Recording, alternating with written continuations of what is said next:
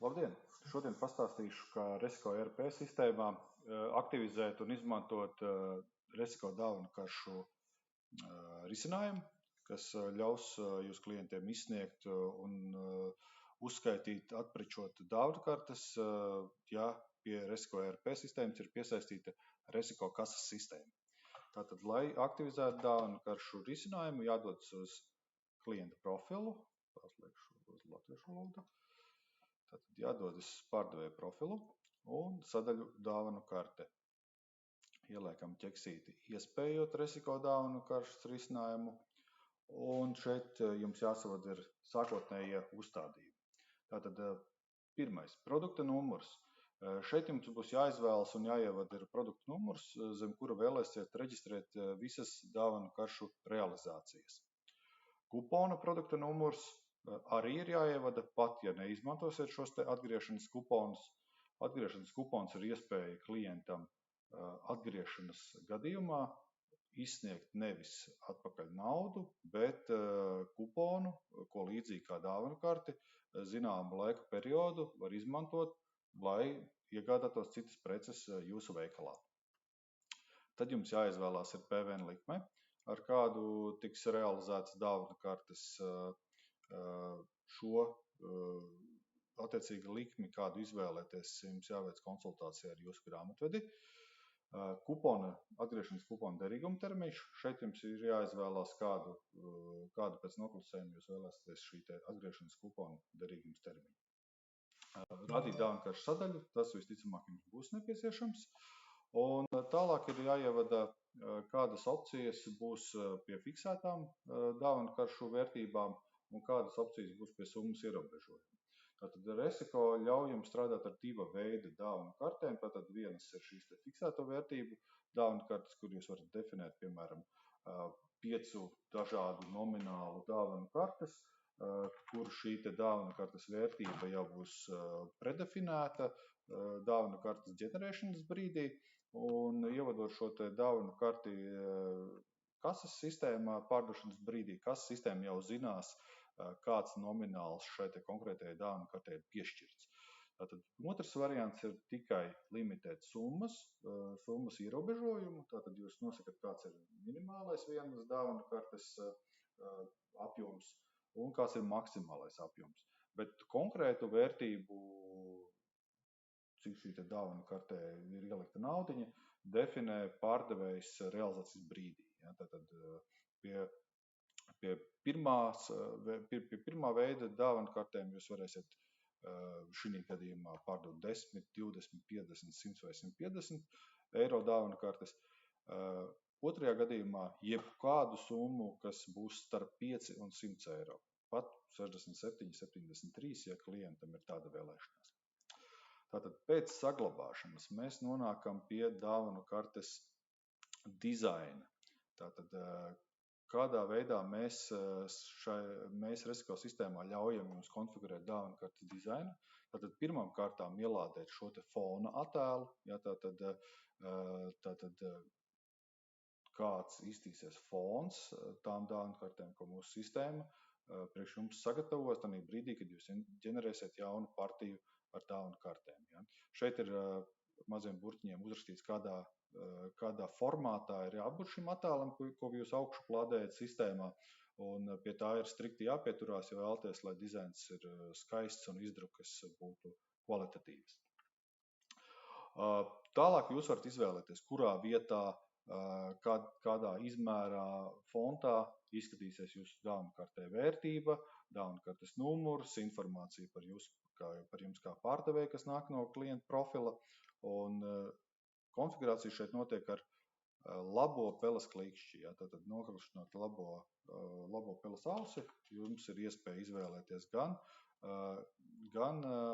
izmēru, gan, kā redzat, krāsu. Ja, tātad varat definēt, kur, kādā izskatā šīs te visas vērtības tiek parādītas. Svarīgi pieminēt ir, ka kartes numuram jums ir 3 opcijas, kā atrādīt kartes numuru. Tātad tas ir cipara formāts, kā redzam šeit. Tāpat ir iespējams parādīt kā bārkodu, jeb svītrkodu latviešu valodā, jeb QR kodu kvadrātkodu. Ja? Tātad, Klasisks izpildījums droši vien, ka būs svītrokoda formātā, jo tas ļoti atvieglo dāvanu kartes ievadi kases sistēmā. Ja, tad šis numurs nebūs kasierim jāvada ar roku, bet to varēs darīt ieskanējot šo numuru no skanera, kas lielākajā daļā gadījumu tāpat ir pievienot pie kases sistēmas. Ja. Šo samazināsim uz mazāku. Ja, tātad kaut kā šādi saglabājam dizainu. Kad dāvanu karšu risinājums ir iespējots, visi parametri ir savadīti un saglabāti, tad mums parādās sistēmā jauna sadaļa dāvanu kartes. Ja. Uz šo sadaļu mēs dosimies pirmām kārtām, lai ražotu jaunas dāvanu kartes. Ja, tam mēs izmantojam sadaļu dāvanu kartes izveidot. Šeit jums ir jāizvēlas, kāda tipa dāvanu kartes jums šoreiz ir nepieciešamas, ja, vai tā būs fiksētās summas dāvanu kartes vai maināmās summas. Pieņemsim, ka tā ir fiksēta summa, kas mums šoreiz ir nepieciešama. Varam izvēlēties, vai šai dāvanu karšu partijai norakstīšana ir pa daļām. Ko tas nozīmē? Tas nozīmē, ka klients dāvanu karti var tērēt vairākos piegājienos. Pieņemsim, mums ir 20 eiro dāvanu karte, un ja šis ķeksīts ir ielikts, tad klientam nav šie 20 eiro jāiztērē vienā piegājienā.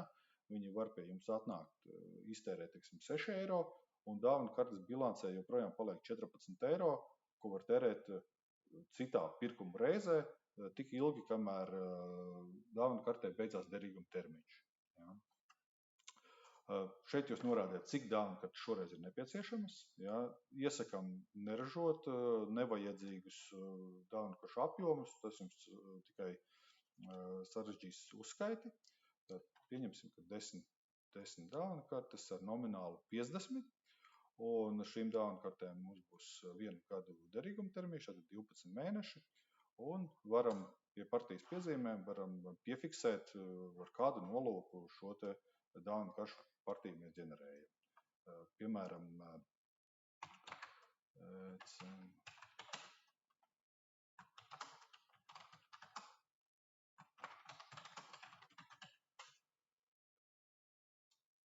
kad informāciju esam savadījuši, izvēlamies izveidot, un sistēma automātiski uzģenerē dāvanu karšu izdruku atkarībā no tā, kādus uzstādījumus jūs veicāt, konfigurējot dāvanu karšu sadaļu. Ja? Šajā gadījumā mums ir uzģenerēts 10 dāvanu kartes. Katrai dāvanu kartei ir savs unikāls numurs. Šī gadījumā šīs bija fiksētas dāvanu kartes, tāpēc ir norādīts arī nomināls. Atliek izdrukāt, sagriezt un tirgot klientiem. Tālāk. Darbības.